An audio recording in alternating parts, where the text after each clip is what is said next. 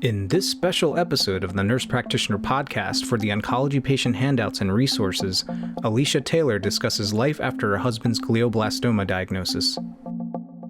Tell us about your husband, what he did, who was he, what your life was like. Talking about Jason is one of my favorite subjects. Jason always knew he wanted to be a teacher, and he was an excellent teacher. He taught at North Penn in Lansdale for over 10 years, and he also coached many different sports. He made connections with his students and his players that lasted his entire life. Jason knew how to connect with people on every level. In 2005, Jason told me he wanted to leave teaching. It absolutely shocked me. Jason's calling was to teach. He not only got his students engaged, they trusted and loved him. He had a gift, a calling. However, Jason felt he needed to leave as he was feeling he was not the best as he could be, and my husband had a high bar. I supported his move with all my heart and admired him for it. It was a leap of faith. He ended up being a financial planner for 10 years and did pretty well. However, as time went on, doing a lot of training as a planner and realizing how much he missed teaching, it was really prevalent he needed to go back. The journey back wasn't easy. I supported him and helped him in every way I could. He ended up going back to teaching and taking a tremendous pay cut, but he was completely, utterly happy in the classroom. Jason was someone you instantly liked. He had an ability to make you feel like you were the most important person in the room. He was an excellent listener with incredible compassion and empathy. He was kind. He looked for opportunities to help people and did many, many kind gestures I would never know about because he was so incredibly humble. I probably weekly have someone reach out to me to tell me a Jason story and how he impacted them. I'm so incredibly grateful for those stories as it keeps his memory and spirit alive. He was a wonderful father, son, brother, friend, and my husband. We connected deeply because we both wanted to be parents more than anything. The early years with our children were our happiest of years. He loved being a father, and he loved his family. Our life was not perfect, but it was quite wonderful to me. I felt loved and secure. Jason was my best friend, my secret keeper, the first person I called with anything. Our life was good. How did you find out about his glioblastoma diagnosis? In early March of 2016, I went on a work trip to Denver. This was the first trip I decided to stay an extra night. I usually flew in and out for my business trips. That week, I barely heard from Jason. The last night of my trip, he called me and he was very irritable. I asked him what was wrong, and he said his head was killing him. He could barely concentrate. I recalled a few weeks back he was hit in the face playing basketball. He actually had a black eye. Jason played like he was a 20-some-year-old. He always gave 100%. I told him I thought he had a concussion and he needed to go to urgent care first thing tomorrow morning. I even remember saying to him, yes, you will miss school. He hated to miss school. I flew in the next day to meet Jason, his mother, and my kids to see a school play. He told me urgent care thought he had a concussion and to make an appointment with a neurologist. The next day was our son Gavin's all-star basketball game, and Jason wasn't out of bed by 10 a.m. that morning. This was so odd for him. He told me he would meet me at the game. I can still picture my husband walking across the basketball court to come sit in the stands with me. He didn't look right. He sat in front of me the whole game with his head in his hands. I told him he needed to cancel the baseball practice he had planned that day. He was the president of the league and the coach, and he did not take his role lightly. I used to have to tell him to not do things.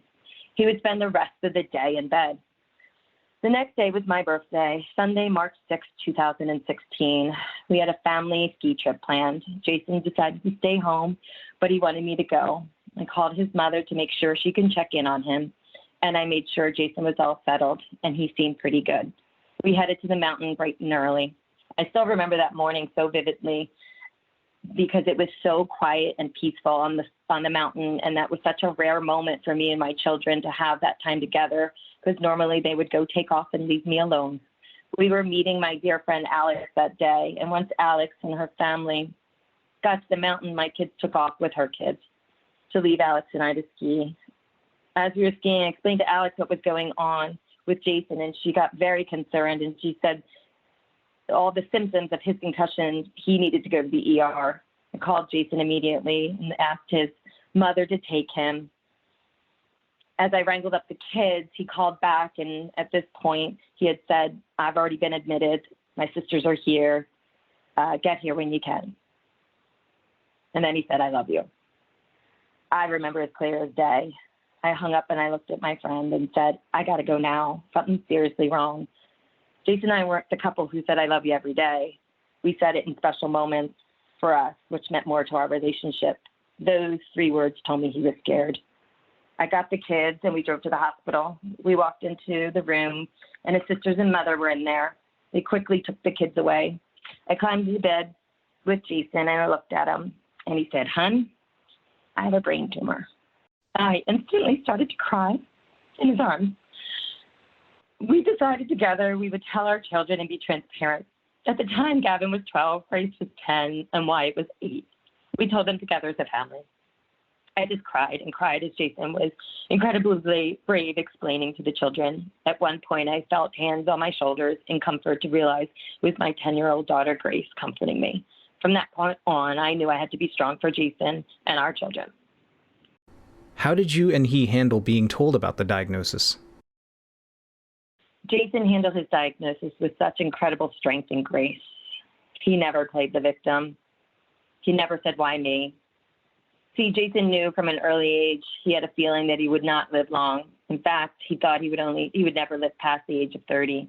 As he became a husband and then a father, those thoughts were not as constant, but he told me he always felt it.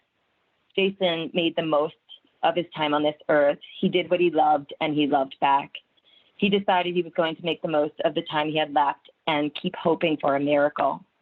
For myself, I think I just went into planning mode and helping him and project planning and thinking of everything that I could do to make his life and our life just normal as can be with such a horrible diagnosis. How did you support him mentally and emotionally? How did you and your children receive support? After Jason came home from his first surgery, he was very different. His glioblastoma, his tumor, was in the frontal lobe, which is decision-making. So we struggled as a family to really understand what he was going through. I also supported and took care of Jason our whole marriage. So this time was a little different. It was not until the following year when the tumor came back that things really changed for our family. I can't really explain why, but I think that I saw that we were all disconnected and I needed to make sure we came back together because I knew in my heart we were going to lose him. We were battling one of the most deadly diseases, and as strong and mentally and physically Jason was, he wasn't going to beat cancer. I'll quote something Jason wrote. He wrote a lot. He was a writer and an artist, and he wrote a lot during his diagnosis. And one of the titles is, "Do you have cancer, or does cancer have you?" He wrote about his journey with cancer, and this is what helped him mentally and emotionally. He felt that he was steering his own ship and that cancer wasn't going to control him. He was the captain of his soul, and it was his choice to keep fighting every day as each day was his last breath, and love and create and coach and teach and parent. He truly was the most optimistic person I've ever encountered in my life. How did myself and my children get support? Our support with our family, friends, and community. Jason was so incredibly loved in our community and family and friends that people just wanted to help in any way. And I know my children and I felt and still do feel so much love and so much care. It's truly one of the many things that helped us through such an incredibly hard time, to be just surrounded by so many people doing small things, big things for us, to just show how much they loved and cared about Jason and us. What advice do you have for others going through a similar tough situation? It's not easy to watch a loved one battle cancer. A caregiver role is an important role. The role of a caregiver was thankfully a natural role for me, but it's not an easy one. You worry if you're doing the right thing every day. You're second guessing your decisions. The best advice I can give is to make sure you take care of yourself. If you don't, you won't be able to take care of your loved one who needs you more than anything. For me personally, I kept up with my passion of running and my incredible friends that just helped me and listened to me. I also believe that friends and my running helped me with not getting depressed and dealing with grief. I think that if you take the time for yourself and you ask for help, it's the best thing you can do. It's one of the hardest jobs, and this may sound a little odd, but could be one of the most rewarding jobs as well. Can you talk about the grieving process and the healing process? Grief comes in waves. So I'm a planner and a doer, a person who gets things done, and grief lasts in the face of all that. You don't get to make time in your schedule, plan days to just dedicate to it. Grief does its own thing. It takes the days or moments that it wants. Sometimes a gentle wave that just reminds us that it is there. Sometimes a wave that engulfs us, leaving us trembling in its wake and trying to right ourselves again. The first year was a blur. I like to say I kept the lights on. I did so many things to distract myself and my kids that year. We took trips. I did things around the house. The second year, reality set in for me, and I walked around saying in my head, wow, this really happened. My children, surprisingly, were still doing okay, so I kept pushing forward. In another instance, time and distance can make us stronger, can heal the wounds. We hear that all the time. When you lose your center, that stops being true. The reminders that loss come at strange times don't always hit the losers in the same way on the same days. On any given day, our squad of 4 is the only as strong as our weakest link, and we have struggled mightily as each of us has fallen into pockets of loss. COVID compounded that, stealing the distractions of school and friends and the life that can keep us from thinking about the loss of life that still affected us so deeply. Our foundation started to crack. I believe reality truly started setting in for me and my children. We are now in our 4th year, and we are deeply feeling the gaping hole in our home in many different ways. I've had to handle many things alone that have broken my heart into a million pieces. It may sound odd, but reality is that we're still grieving into our 4th year. The 4 of us lost our person. He made us better when they were hard. He made things fun when we were bored. He made us smarter with all his knowledge. He simply made our lives easier by just being. I was so determined that things would get better each year, and it is so much a part of me to attack a project and see it through. And I've been bitterly disappointed. I realized that the goal I should have set for us is not to live through this, but to continue to find ways for the 4 of us to live with this. I'm as determined as ever to be daily what my kids need to grow along with this loss and come out stronger, knowing that grief will always be along for that ride. What do you wish your healthcare providers had known about what you, your husband, and your children were going through? Is there anything you wish his providers had done differently in their interactions with you? I believe that our healthcare providers knew very well what we were going through. They showed empathy and compassion. I think that when you get the news that you have cancer and it's the average survival rate is 15 months, it's just completely devastating. I believe that when you go through something like cancer, you need an advocate. I believe a patient needs to be a patient and focus on their mental and physical state. Having an advocate, the person who can help make appointments, driving, and have those tough conversations is incredibly important. There's a need for an advocate that can manage the patient, caregiver, and healthcare professionals, the conversations you have to have, the different terminologies, pushing back when you need to push back. Someone that has knowledge, they also have empathy and compassion to handle difficult conversations. When you're diagnosed with cancer, it can be all-consuming. We were so incredibly blessed to have a dear friend, Rob, who did this for us. He's the one that pushed back on treatments when we thought that we weren't getting the best treatment or thinking outside the box. He was our person. He had deep knowledge of science and medicine and had the directness to get his point across. He helped in ways he will never know. He had some difficult conversations with Jason's doctors. This disease has really no movement, and we wanted to push that. We did our best with our dear friend by our side, Rob. Having someone like Rob to help navigate the journey of cancer would make any cancer patient's life a little bit easier. I know Jason was extremely grateful having Rob in our corner, as I will be internally grateful to him. Do you want to share examples of something your healthcare team did that really helped you during this difficult time that you wish all providers could learn from?